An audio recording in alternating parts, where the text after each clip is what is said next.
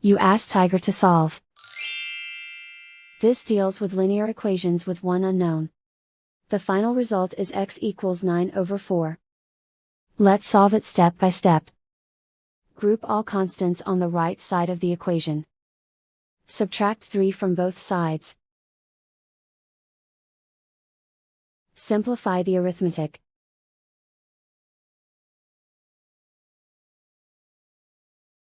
Isolate the x. Multiply both sides by inverse fraction 3/4.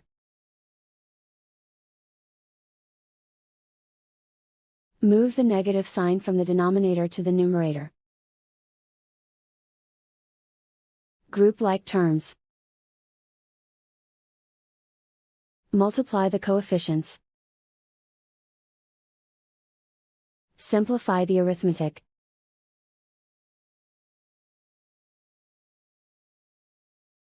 Move the negative sign from the denominator to the numerator.